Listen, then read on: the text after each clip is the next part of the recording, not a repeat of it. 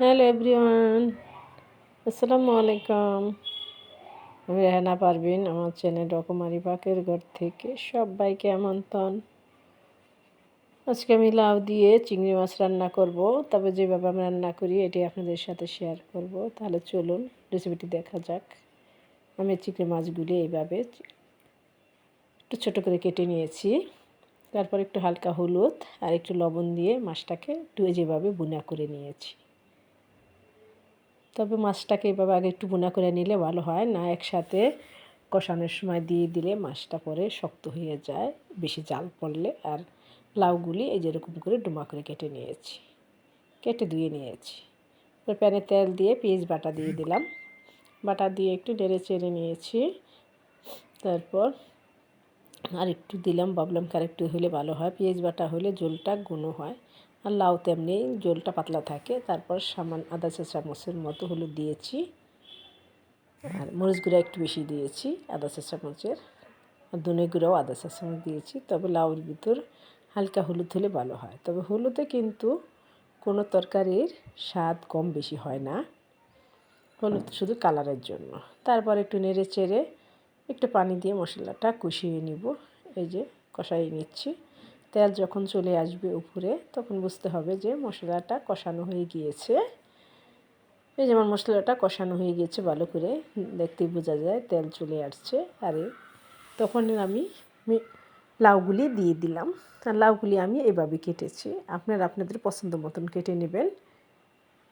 তারপর ভালো করে নেড়ে চেড়ে নেব, ডেকে দিব, ডেকে একদম হাফ সিদ্ধর মতন করে নেব।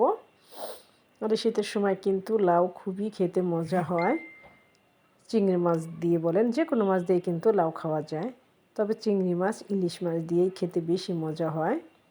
তারপর পরিমাণ মতো লবণ দিয়ে দিলাম, দিয়ে এই যে নেড়ে চেড়ে নিচ্ছি আর ডেকে দিব যাতে হাফ সিদ্ধ হয়ে যায়। ডেকে দেওয়ার পরে আমি এখানে কিন্তু গরম পানি করে রেখেছি, সাইডে গরম পানি দিব। আর এই শীতের সময় কিন্তু গরম পানি দিয়ে করলে লাউয়ের তরকারিটা খেতে বেশি মজা হয়, কারণ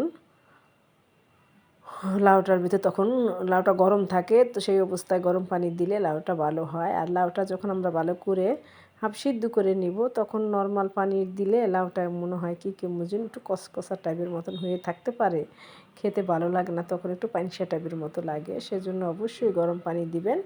ওই যে দেখেন আমার লাউটা কিন্তু প্রায় সিদ্ধ হয়ে আসছে। আর আমি সবসময় লাউয়ের ভিতর হালকা হলুদ দিই, তখন লাউটা দেখতে ভালো লাগে সবুজ, আর আমার কাছে মনে হয় তখন খেতেও ভালো লাগে। আর যে জিনিস আমাদের চোখে সুন্দর লাগে সেই জিনিস কিন্তু আমাদের খেতেও ভালো লাগে। আমরা কিন্তু সবাই সুন্দরের পূজারি, ঠিক কিনা বলেন? তারপর আমি যে গরম পানি দিয়ে ভালো করে নেড়ে নিচ্ছি। দেখেন তেল কিন্তু এখন উপরে চলে আসছে। আবার আমি পানি দিয়ে ডেকে দিলাম। তারপর মাছ যখন ভালো করে লাউটা সিদ্ধ হয়ে যাবে তখন আমি মাছ দিব। আশা করি আপনাদের ভালো লাগবে। ভালো লাগলে ভিডিওটা সম্পূর্ণ দেখার অনুরোধ রইল, না টেনে ভিডিওটি দেখবেন। ফেসবুক থেকে যদি দেখে থাকেন তাহলে আমার পেজটি ফলো করে পাশেই থাকবেন, আর যদি ফলো করা থাকে তাহলে অসংখ্য ধন্যবাদ। আর ইউটিউব থেকে দেখে থাকলে আমার চ্যানেলের সাথেই থাকবেন, চ্যানেলটি সাবস্ক্রাইব করে পাশে থাকবেন। আশা করি লাইক কমেন্ট শেয়ার করে আমাকে এগিয়ে যেতে সাহায্য করবেন। এই যে দেখেন, তারপর আমি 2-3টা কাঁচামরিচ, আমি কিন্তু আস্ত কাঁচামরিচ একটু মাঝখান দিয়ে ভেঙে দিয়েছি, কারণ এখন মরিচগুলি মনে হবে 1 হাত এরকম লম্বা। তারপর চিংড়ি মাছগুলি যে কষিয়ে রেখেছিলাম ভুনা করে, ওই মাছগুলি দিয়ে দিলাম। দেখেন মাশাআল্লাহ কালারটা কত সুন্দর আসছে। এইভাবে একবার হইলেও রান্না করে খেয়ে দেখবেন, এই একটা তরকারি দিয়েই ভাত খেয়ে নিতে পারবেন ইনশাল্লাহ। আশা করি যে সাথে আর কিছু না হলেও চলবে আপনার। আর দেখেন মাশাআল্লাহ কালারটা কত সুন্দর আসছে।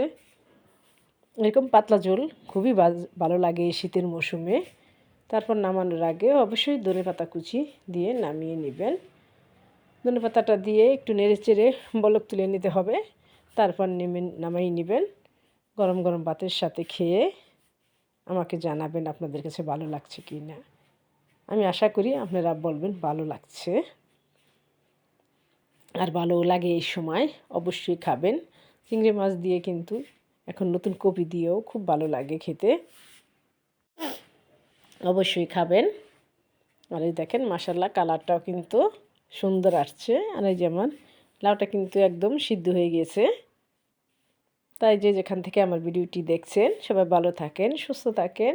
সবার জন্য অনেক অনেক দোয়া ও ভালোবাসা রইল। আবার দেখা হবে নতুন রেসিপিতে। আল্লাহ।